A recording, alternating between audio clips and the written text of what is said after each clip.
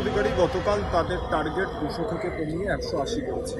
যত দিন যায় আমরা যারা যে কোনো ক্ষেত্রেই থাকি না কেন, যারা পড়াশোনার ক্ষেত্রে থাকেন, যারা সেলসে থাকেন, যারা রাজনীতিতে থাকেন, রাজনীতির ক্ষেত্রে নির্বাচনের আসন সংখ্যার নিরিখে, পড়াশোনার ক্ষেত্রে নম্বরের নিরিখে, ক্রমাঙ্কর নিরিখে, অথবা ধরুন যারা সেলসে থাকেন তাদের টার্গেট ওরিয়েন্টেড যদি কাজকর্ম থাকে তাহলে টার্গেটের নিরিখে মানুষ যে কাজকর্ম করে পারিশ্রমিক পান, পারিশ্রমিকের নিরিখে মানুষের অভীষ্ট লক্ষ্য বাড়তে থাকে। এটা কোনো উচ্চাসা বা উচ্চাকাঙ্ক্ষা নয়, এটাই স্বাভাবিক। অভীষ্ট লক্ষ্য বাড়াই উচিত। কিন্তু শুভেন্দু অধিকারী প্রথম একমাত্র ব্যক্তি হয়তো ভারতবর্ষের রাজনীতিতে বা গোটা পৃথিবীর বুকে যার অভীষ্ট লক্ষ্য কমে।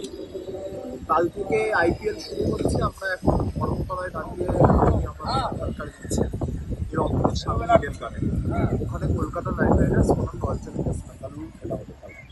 তো সেই খেলাতে নিশ্চিতভাবে কলকাতা নাইট রাইডার্স চাইবে যে তাদের যে 274 রানের রেকর্ড, যেটা তারা গত বছরের আইপিএলে করেছিল কোনো একটি দিল্লি ক্যাপিটালসের বিরুদ্ধে, তারা নিশ্চিতভাবে চাইবে আইপিএলে তারা সেই 274 রানের রেকর্ডটাকে ভেঙে আরও বেশি রান করবে।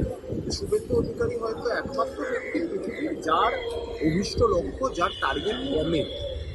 ফলে গতকাল 200 থেকে 20টি আসন কমিয়ে 180 করে দিয়ে শুভেন্দু অধিকারী এটা বুঝিয়ে দিয়েছেন যে বিজেপি পশ্চিমবাংলায় বিরোধী দলের মর্যাদা না পাওয়া কার্যত সময়। এবং গত 27শে ফেব্রুয়ারি নেতাজি ইন্ডোরের যে বর্ধিত কর্মী সভা সংগঠিত হয়েছিল, সেখান থেকে দলনেত্রী এবং দলের সর্বভারতীয় সাধারণ সম্পাদক একযোগে জানিয়েছেন যে তৃণমূল কংগ্রেসের আসনের কাউন্টডাউন 215 থেকে শুরু হবে।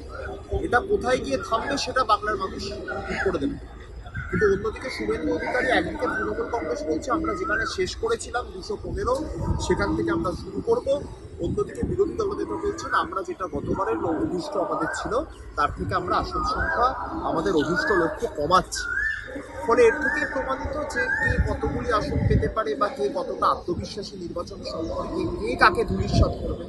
আর 100% হিন্দুদের ভোট পাওয়ার বিষয়ে একটাই কথা বলার, যে আমরা বারংবার বলেছি যে শুধুমাত্র তৃণমূল কংগ্রেস বলে না, আমার মনে হয় কংগ্রেস, সিপিআইএম এবং প্রত্যেকটি রাজনৈতিক দল তারা যখন নির্বাচনী প্রতিদ্বন্দ্বিতায় অংশগ্রহণ করে তারা 100% মানুষের আশীর্বাদ পাওয়ার লক্ষ্যেই নির্বাচনী প্রতিদ্বন্দ্বিতায় অংশগ্রহণ করে।